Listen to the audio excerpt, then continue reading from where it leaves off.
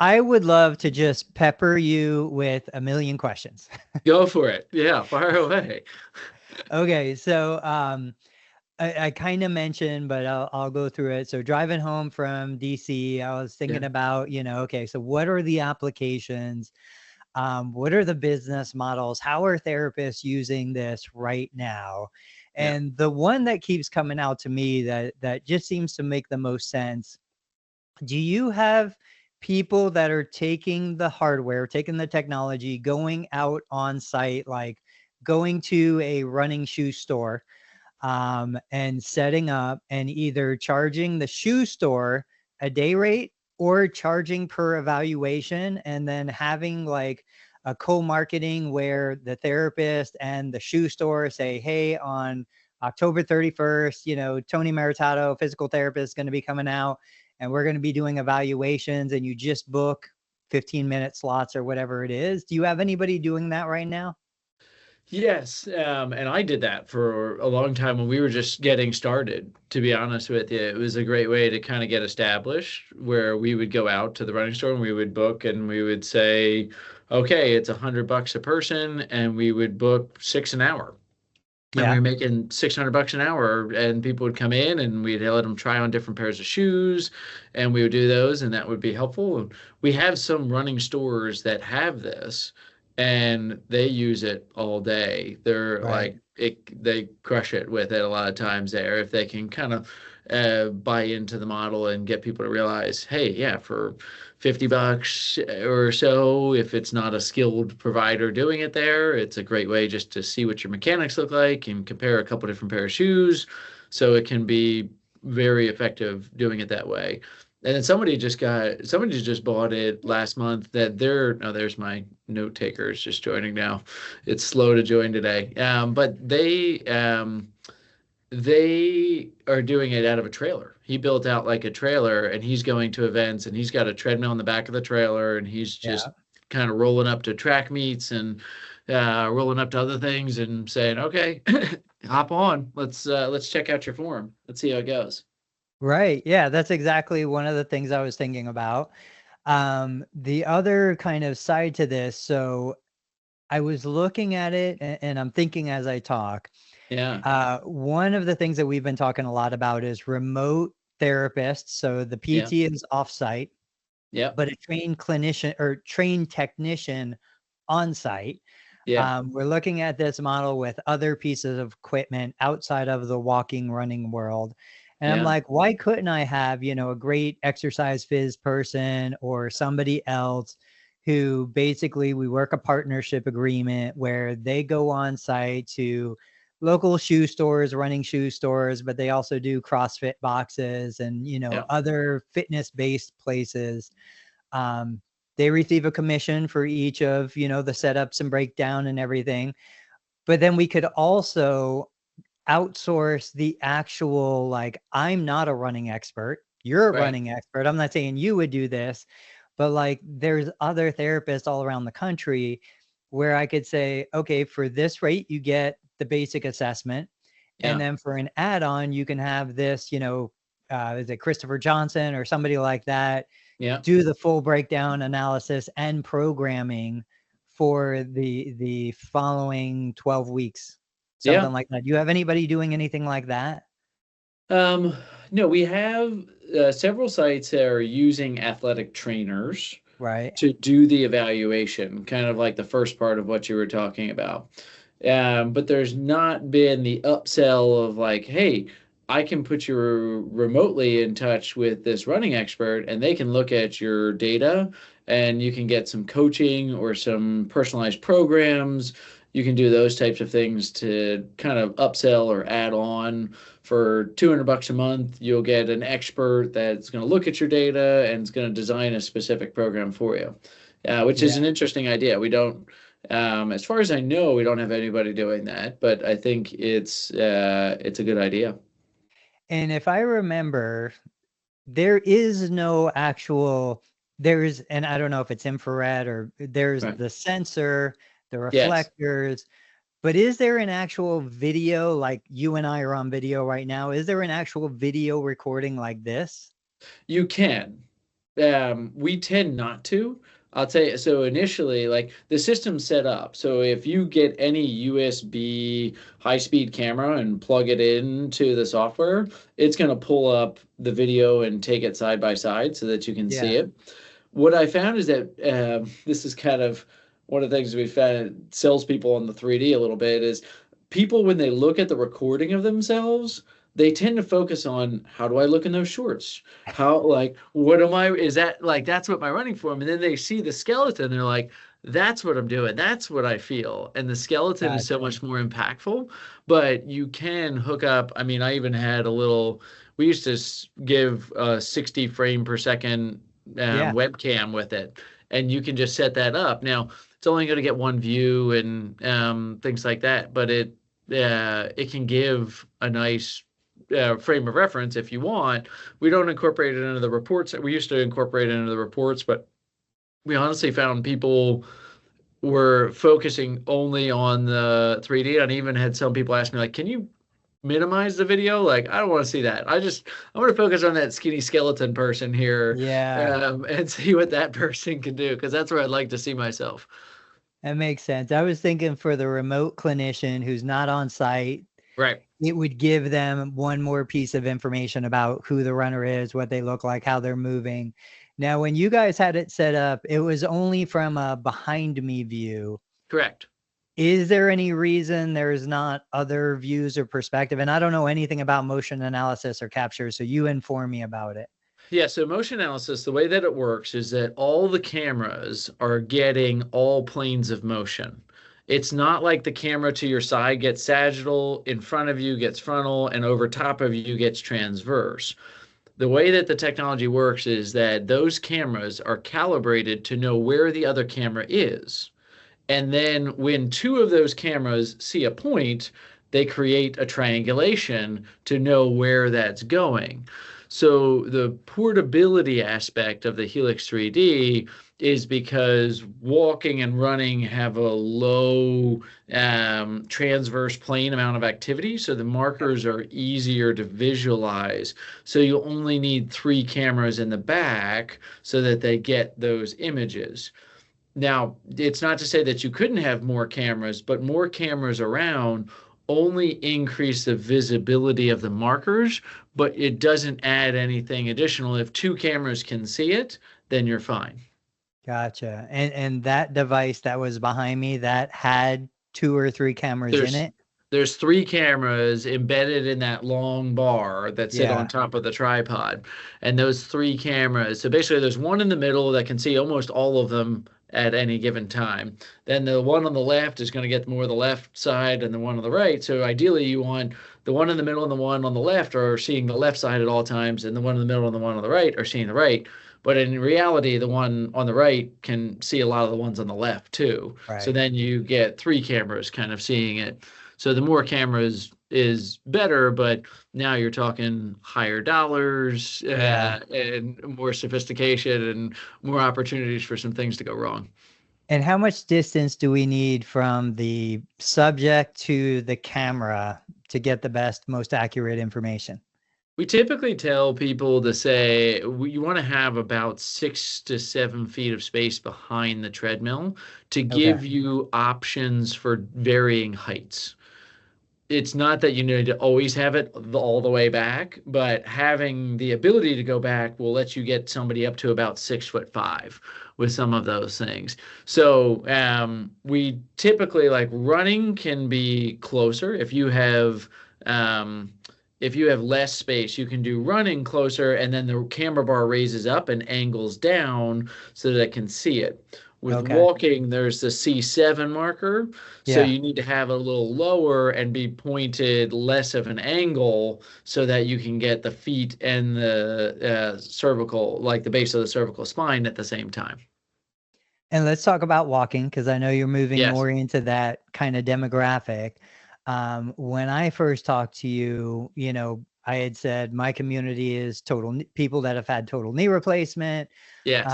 Looking at a technology like this, is this something, and I don't remember, am I going to get information about range of motion through the joints, or what information am I getting relative to their walking movements?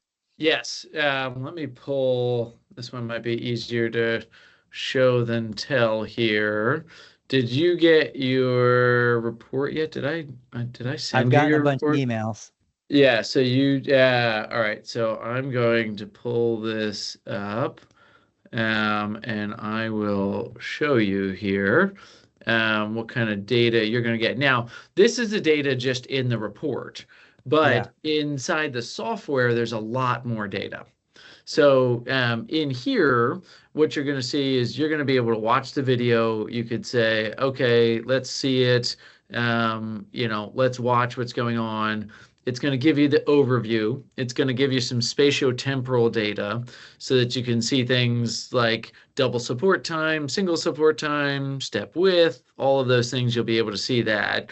Cadence, gait speed. I forgot to change the gait speed on yours. Yours wasn't 6.2. But then it'll go into some of the data to see here, like stride length. You're going to get some of those other ones. You're going to see a little bit more of where those fall normative. And then we start to see some of the specific angles. So the angle of your hip on the right at initial contact, I see is 21 degrees, and on the left, it's 19. We see the knee flexion, your 3 degrees of hyperextension on the right, 6 degrees of hyperextension on the left, your ankle position. So it goes through and gives you all of these. Now, on the actual software, if you really wanted to get granular, you can go frame by frame and see exactly, and you can say, hey, what's the hip doing at the same time as the knee? And you'll be able to look at that simultaneously and get a lot more analysis in there. But if you're going to send this to the client, or there's like a shareable link here, or if you're going to share this with a referring physician, then they're going to get this just to be able to see it, and then they're going to get the overall emphasis of like, hey, here's what's going on. But then they can look down and be like, all right, well, I just care about the knee at initial contact and the knee flexion at mid stance. Okay, that's pretty good. I like that. So it does give the breakdown of the actual angular positions. Gotcha. Okay. Um, I don't think I told you. At one time, I had Yeah. purchased. I'm trying to remember what the name. It was a force. We'll call it a force plate. Yeah. Um, it, I wish I could remember what it was called. I bought it. I had big plans, and I Yep. literally never used it. Literally never. I used Really? it for me, just like playing around with it. Yeah. I still have it in the closet in my clinic because I paid like $6,000 or $7,000 for it.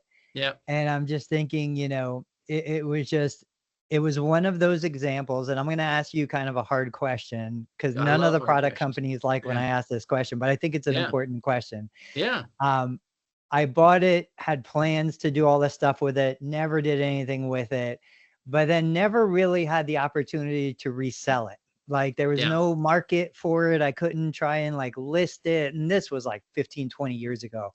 Right. Um, my question to you is, you have a great outlook on the fact that you want people to be successful when they buy technology like this. You're kind of Yeah. looking and paying attention. Are they using it? Are they, you know, marketing it appropriately? All that kind of stuff. Yeah. Is there any kind of secondary market? Have you guys had a situation where somebody buys it, and even if it's not like they don't use it, but heaven forbid, a divorce, a sickness, something else happens, um, have you run into that through your history? And if so, like, what are some of the options somebody would have? Yeah, we had a sad one. Unfortunately, somebody got cancer, Yeah. and had to stop their practice. That was those things.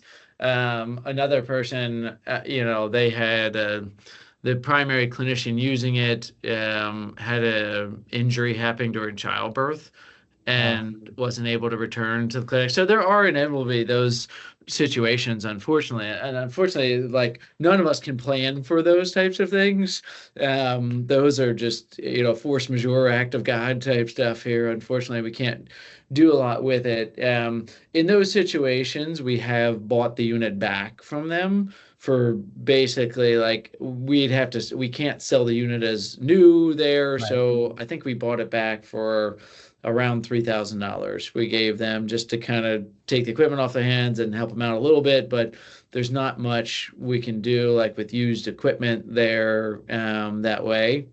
So we have bought that back in the past with it, just in those situations where it's like, hey, it just there's Yeah. something that's just really didn't work out. We wanted to see what we could do for them to try and help out a little bit in those situations.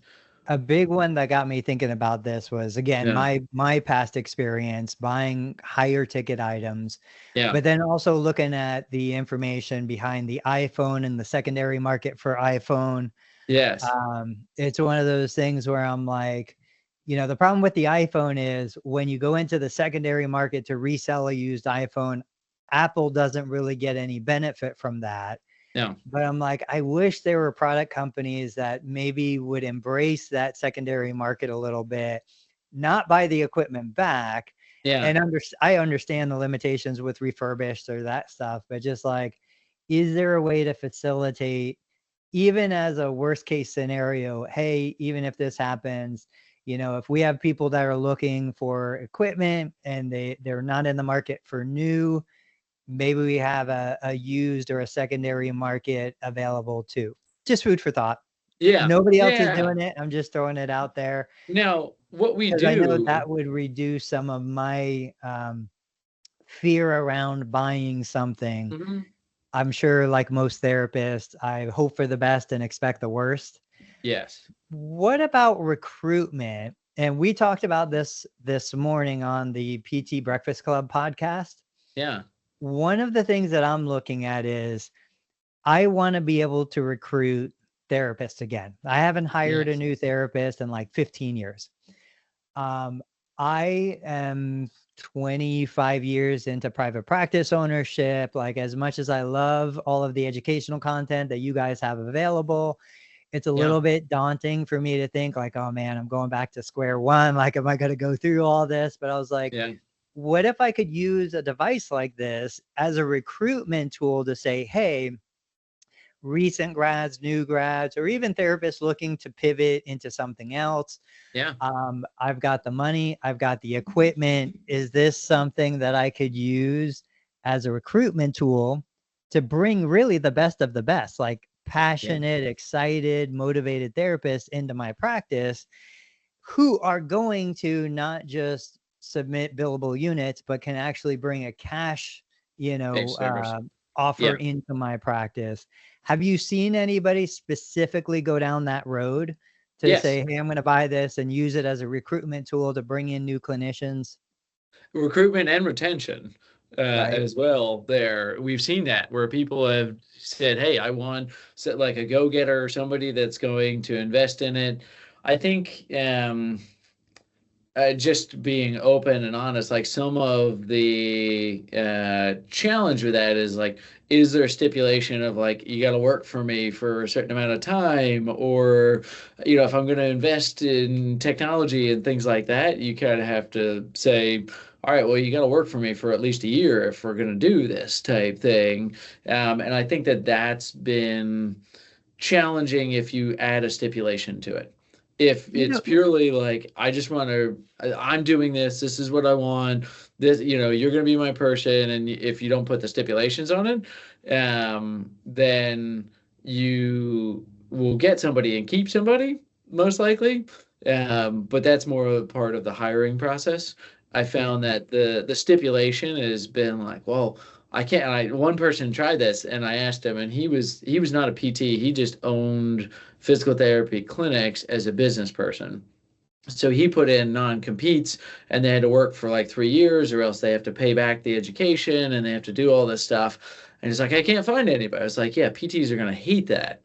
Like they're not going to sign up for that because you can get a job anywhere in the world that you want right now as a PT. So they're not gonna want to limit their options. Yeah. So that's just what I've found. It can be a very good recruitment tool. I've often thought about like, we should to when somebody buys the equipment, I'd love to email our whole list of education people and be like, hey, this site's bringing it on. They're looking for an employee. Like, anybody in the area or looking to relocate? Like, we'd be happy to do that for somebody. And we thought about that. We might have to like have people opt in to know about jobs or things like that, but offer that as a nice way, for just another way to help our partners out that are purchasing the equipment, to say, well, we've got all these people that have bought into our system and bought into our education. They're trained on a lot of it. Like, hey, who's around? Who wants to work together here? Yeah. No, the biggest thing that came out of PPS while I was there was nobody was looking for things to bring more new patients into their practice. Everybody had a wait list or they had plenty of patients. Everyone was, how do I attract more therapists? How do I bring in clinicians? And how do I have the revenue to pay them more? And so that's where I look at something like this and I'm like, you take the training. Yep. You take the hardware gives you a moat. And that's where I would say, like, from a retention perspective, I totally get what you're saying about, come on board. If I'm going to invest this money, I need you to have a commitment. But at the same time, I'm like, you know what? I still own the hardware. Even if they came on and they decided to go somewhere else, or, life happens and they have to leave, I could still attract another clinician who wants to go down this road. So I would be less inclined to worry about the retention. Yep. Because I think it's an attractive enough offer, even to bring people from out of the area. And I've always been the kind to say, I'd rather get an amazing therapist for 6 to 18 months than an average or below average therapist for 20 years.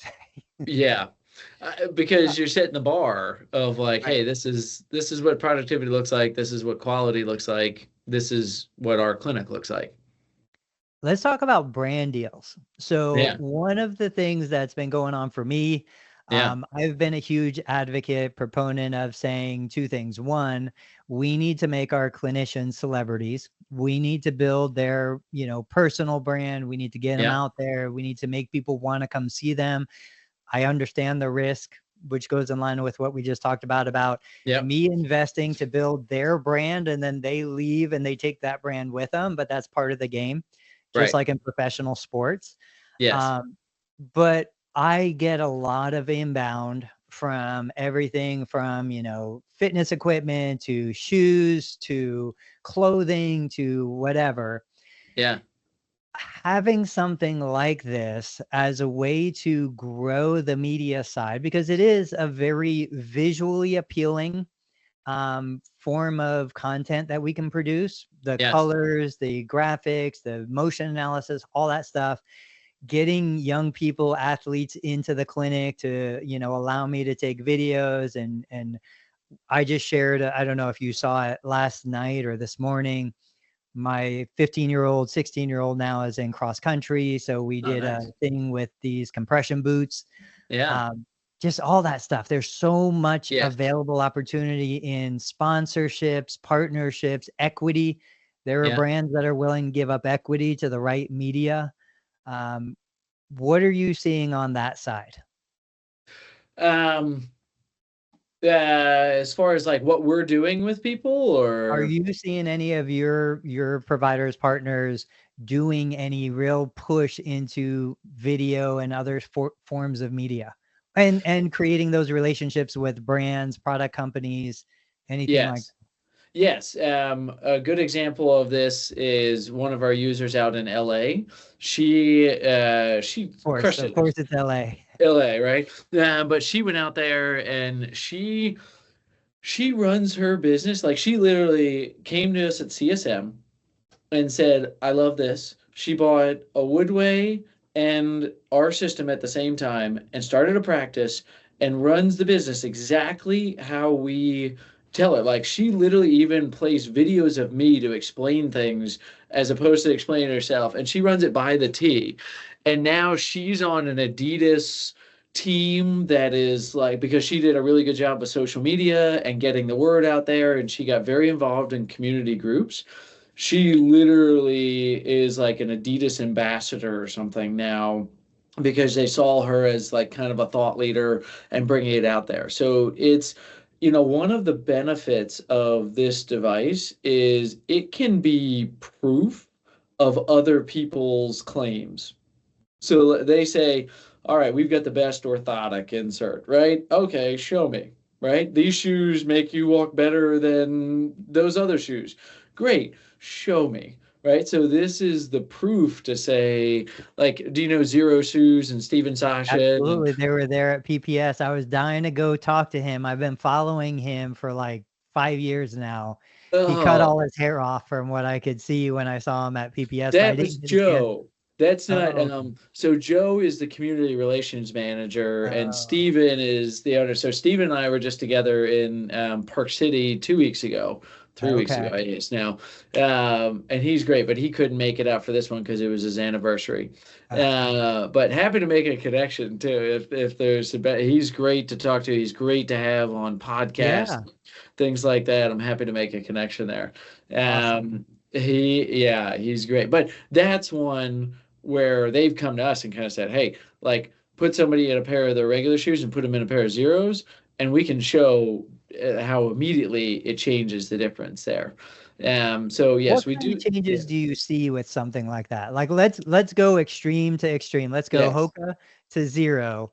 Yes. What would I see on your motion analysis? You would be able to see. So if you're just checking walking, because I just had a long meeting actually, we're updating running to look the same as walking. So that's underway where like people love the score, they love the new visuals. We're doing the same thing. So that's in process now. But for, let's say you're just walking in it. If you have somebody that's total knee replacement, they put the Hokas on and they're like, hey, I think you should get these zeros. Okay.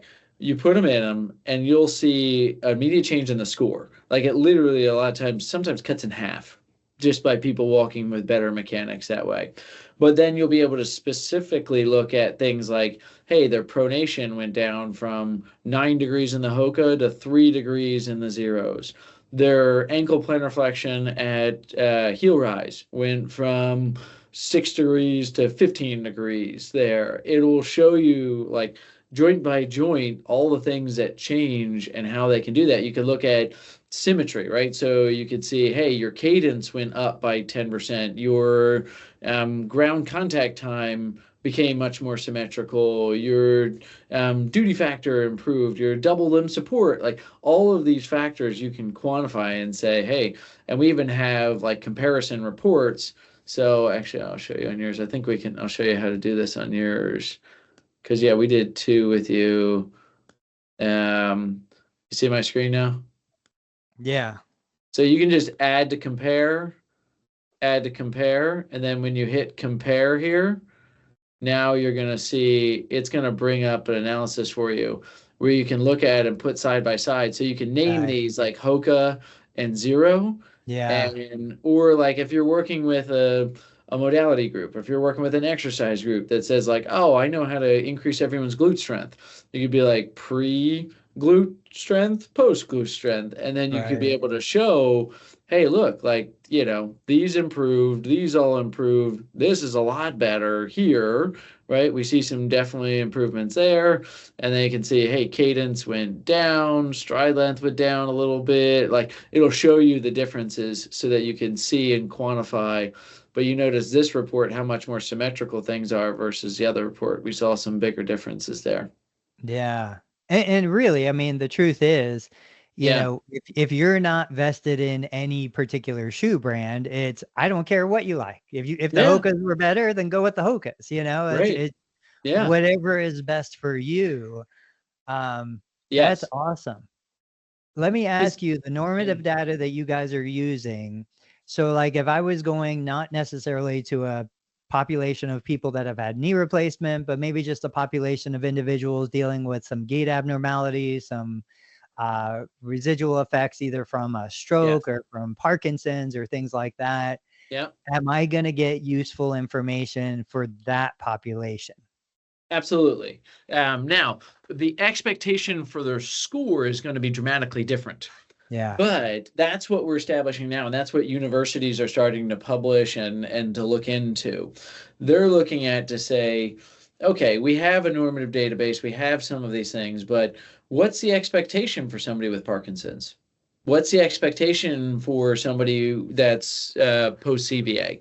What's the expectation for somebody that's a unilateral knee replacement versus a bilateral knee replacement? Like, what we're getting some of those scores, and it's early, so I'm excited to get that. It's like a career's worth of work, kind of figuring out like all these different things. Like, we created this great thing, and now like I just want to keep getting data and keep understanding everything, because it's like we de-identify everything and pull it all together ourselves. So our database is growing bigger and bigger and bigger, and that's what we're doing with running now, because we had thousands of running files. So to Wow. build the running algorithm, I don't even have to collect any data. I've got thousands of files from the top runners in the world to first timers that have never run a step in their life. So we have all that data that we can see and kind of create it. So you would get a ton of information for those populations. And the nice part of it, like I have this big soapbox that I go on with physical therapists, is that we do a great job and don't tell anybody about it. For And sure. better than telling, we need to show them. So Right. if you can take somebody that's a post total knee or a Parkinson's patient, and if they're a 55 for their score, and if you bring them down to a 25, you're like, you're doing so much better. Like I am, like you set a benchmark and you motivate them. That is huge. That like gets you, that gets them intrinsically motivated, and it makes your ability to get them to the end point even quicker and better results with it. So that's my, like, we have to be doing test retest. If the whole profession did one thing every single patient multiple times every single treatment, test retest would be the answer that would accelerate our profession significantly, if we're just willing to look and say, am I actually making improvements here? Yeah. Yeah. Let me ask you, um, I don't want to mention the app because I'm not familiar enough with the app, but Yeah. there was an individual I connected with at PPS. They were talking about an app. It basically turns your mobile device, your phone, into, this predictive tool that measures the information about your gait and your mechanics. And Mm-hmm. I don't understand exactly how it works, but I'm just going to say my understanding was they could predict problems coming down the road, or they could predict decline and then resulting falls and things like that. Um, is there an opportunity, or have you guys worked with, maybe your technology for the assessment aspect of it, and then a device app that you would use for just general monitoring throughout the day and seeing how Yeah. things are changing? Yes. Um, yeah, I could go off on a whole nother soapbox on this. So yes, we are. We are constantly looking at it. There is a reason we don't have one out yet, because none of the technology is giving us enough information that meets a critical threshold. It's oftentimes misinformation. So the technology you're talking about uses a method called LiDAR. It's basically a type of almost a radar type thing where they look at it, and the phone uses something called pose method. The problem is we looked into this a couple of years ago, and then I met with a Stanford researcher who's kind of like the grandfather of this, and he's the one that is like done a lot of innovation of it. And I asked him point blank, like, is this ready for Gait? And he said, no. He Okay. said, it can't, the problem with it is the foot. The foot is very challenging for it without having some type of sensor placed on it. Even the expensive markerless based systems that you're paying $500,000 for, we had somebody spend $500,000 on a markerless system, and then they bought our system a month later. And they use ours every day, Yeah. and they use theirs just for like very specific things. That technology is not coming about, but we are constantly looking for it. I, like, at these conferences, I am always going to look at, hey, can we find a wearable? Can we do a phone? Can we do an Yeah. IMU? And nothing as What's like some, IMU? Inertial measurement unit. So Okay. it's like a step above an accelerometer that Okay. it uses. Like an accelerometer in our watch and our phone can tell us like how we're changing position, but these IMUs are a wearable that can tell us our relationship to another IMU because it Okay. uses like magnetic north basically for Wow. it there. But that means you can't use it on a treadmill, and if you pound it too hard, just like a compass, it kind of starts dinging all over the place and you lose accuracy. Yeah. So none of those technologies have met our minimum threshold for being worthwhile, where I think misinformation is worse than no information. Yeah, yeah, makes sense. The other one I was thinking when you talked about test, retest, we talked about shoes and different shoe brands. I Yeah. was thinking about other specific interventions. Now, again, I am totally ignorant to this, but one of the things that's been on my radar is therapists who are using Shockwave, different Hmm. Shockwave machines and Yep. tendinopathy treatments with it. And I'm just like, again, that's one of those things where if we did the test, shockwave treatment to reduce subjective complaint, and then Yep. retest to see how it changes just within a 20-minute period. Yep. Um, just more opportunity. And then, of course, the technology is fancy and shiny and it brings people in, Yeah. that we could then go back to doing the basics. I'm Right. a very basics oriented kind of therapist. Yes. Well, doing the basics well and knowing when to apply them is expertise. Yeah, yeah, 100%. Last question that I had, and this is totally off the radar. Do you have anybody doing any pre-employment screening type of assessments? No, but we have had recently, with the addition of walking, the executive physical companies have started to reach out to us. So Okay. they're starting to say, as part of like their executive physical, saying, what's your walking look like? How likely are you to have musculoskeletal type injuries? Yeah. They are looking at that. And it's along those same lines that Yeah. you could, say, hey, pre-employment, if you're at Amazon and you're going to have to walk 4 miles a day, we might want to make sure that your score is 10 or less to make sure that you're not going to get some type of injury Right. that we're going to have to pay a lot of expense for. So it could be a pre-employment. Now, on the flip side of that, did we talk about the military? No, let's talk about it. So the Department of Defense, specifically the Air Force, is looking at putting this at every single recruitment center because they're paying a lot of money for preventable injuries that are happening at basic military training. Uh-huh. And therefore, if we can identify those and rectify those before somebody goes to basic training, it will save them millions, hundreds of Yeah. millions of dollars a year. And so that group, because we did a study with the Air Force where we had like 87 people go through, and we just literally gave them just whatever the algorithm said, that's what they got for a program. There was an average of a 90-second improvement on the physical fitness test and no reported injuries versus a 60% injury rate for a comparison group. Wow. Now, unfortunately, we can't publish that study because of Department of Defense, but it's like it really is showing that for that same kind of line, you can do a lot with it. Yeah. Man. Okay. Everyone Um, walks, right? Like, yeah, and yeah. it's one of those things that we're just not measuring for some reason. Right. And understanding how people are walking and addressing that, it's that critical piece. And another small soapbox is like, I'm all for the basics as well, just like you.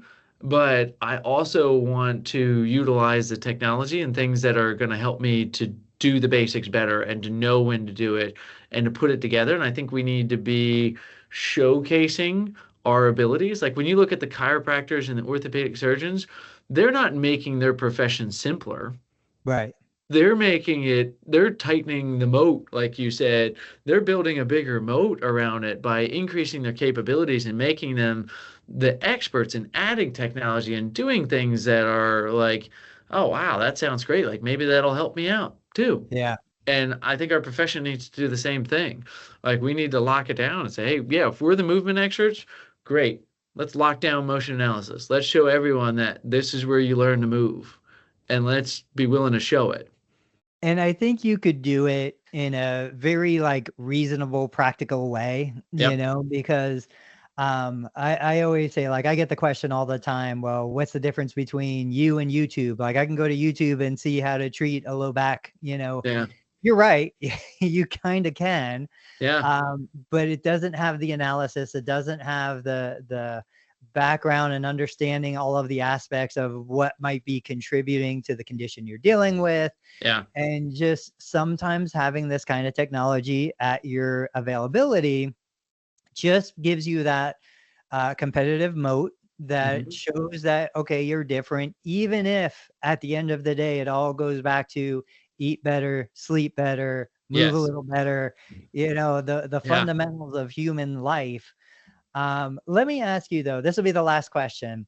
Let me ask you from a practical perspective, how do you reconcile kind of in your head, okay, so I see this movement difference Hmm. in a person, and I'm using Yeah. those words intentionally.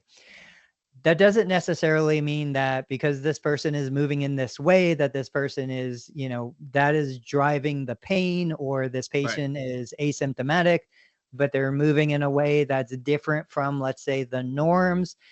How do you kind of bring, these two ideas together where pain can be completely separate from what we see in mechanics Yep. and vice versa? What's your position on that, or how do you communicate that to somebody?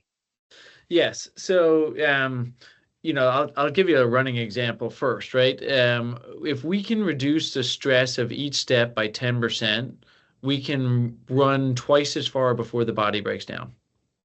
So there is this, like a little bit goes a long way. And now the inverse of that is also true. Imagine you're increasing the stress by 10%. You're much more likely to get injured at the same point. So while there is no perfect way to run, or there is no perfect way to walk, there are things that we know contribute and have seen in the literature that contribute to risk of injury, risk of falls, balance issues. Like, we know that there are certain things that people do that will contribute to potential injuries or illness there. And we need to address those things and get ahead of those, because how many times have you had somebody come to you and say, I don't know why I developed back pain? And you say, well, if I could have talked to you 30 years ago when you first started telling everybody that you've got really tight hips, and all of a sudden you started extending at the lumbar spine when you started walking instead of extending your hip, then if I had seen you then, I probably could have given you a lot better answer and Right. been able to show it. But you've got a 30-year history of compensations that we need to figure it out. So Gait is one part of it. We have to look at the whole picture. And that's why in our courses, we have the gait capacity screen, we have the runner readiness assessment. You have to be able to take that picture. And that's the difference of getting a YouTube assessment versus working with Tony, right? Tony's going to go in there and say, hey, you know what I'm seeing? Your tight was really your hip was really tight on that Thomas test. You're going into excessive trunk extension at terminal stance, and you're getting some low back pain. I'm going to address these. I'm going to retest it and see if that makes a difference. And that's what we're going to focus on. And that's what Yeah. we're going to do, that you'll never be able to personalize the recommendations the way that you can with advanced technologies like this and advanced skill sets. And I think it's reasonable to say, look, we're going to try the intervention that's most likely to work. And Right. if it doesn't, if somebody comes in and they're doing worse, doing what Yeah. we thought would have gotten them better, then we're going to pivot and we're going to change and we're going to go to something else. Yeah. We're going to eliminate the dogma of this is what you do every single time with every single person. Yes. This is just a way to give us more information to make a more informed decision, but the Yeah. decision is always going to be based on performance and the response in the person. Exactly. And if you're doing test for test consistently, you're going to be able to measure and see if you're on the right path. And it's not going to take you 3 months or, 3 times a week for 4 weeks kind of thing to Right. figure it out. You're going to figure it out in 1 or 2 sessions. And that's Awesome. like incorporating this stuff makes a huge difference with it. Yeah. So I know we're recording this on your end. I'm hoping you're going to Yes. send me this video. Yep. For I'll people send it that to you. watch it, what is the best way for people to get in touch with you? You said LinkedIn, but website, LinkedIn, what do you prefer? Yeah, so I'm probably old-fashioned, more along the lines of email, actually. Yeah. There, Doug at rundna.com is normally the best way to get actually a hold of me there. But checking out rundna.com is a great way to see about that. We have a lot of things. There's a podcast on there. There's tons of blogs. There's resources. You can find out about the education courses. There's a free Essential Elements course that gets people introduced to our systematic approach to working with runners. So that's probably the best place is rundna.com, or just email Doug at rundna.com, and that's probably the best way. And you guys have the hardware, you have the Yes. education. Do you have a certification? Yes. So it's certified running gait analyst and certified walking gait analyst. Running has level 1 and level 2. Walking has level 1, and level 2 is already the content's pretty much created. It's just I gotta film the course and do all the work that goes into putting it out there and in the ether there. Are there requirements, minimum threshold? Do you have to be a physical therapist to do it? Who can do No, it? we actually get a lot of people even that are just really curious about their own self and saying, "Hey, I'm just curious about my own running or my own Yeah. walking, and I want to understand a little bit more about the biomechanics." And that's why we say the free one, the essential elements of running. That's a great one just to kind of say, "Hey, I'm going to understand range of motion and muscle activity with running, and I'm going to get introduced to the 5 categories of running gait." And that's going to be a way that we can just take that information and see, hey, do I want to go further? And we even have like an endurance running coaching course. That's a great way for any self-coach runners. But we get a lot of even non-medical or fitness professionals, just even recreational people that are curious just to be more informed. Like what you hear? Leave a review of the show wherever you listen, and don't forget to subscribe so you never miss an episode. RunDNA helps runners and running specialists through education and technology to identify each runner's unique injury profile to avoid setbacks and maximize results. The RunDNA podcast is produced by Ace Running LLC. The RunDNA podcast is intended for educational purposes only. No clinical decision-making should be based solely on one source. While care is taken to ensure accuracy, factual errors can occur. Always seek the guidance of qualified medical professionals before making healthcare decisions. Find us online at rundna.com.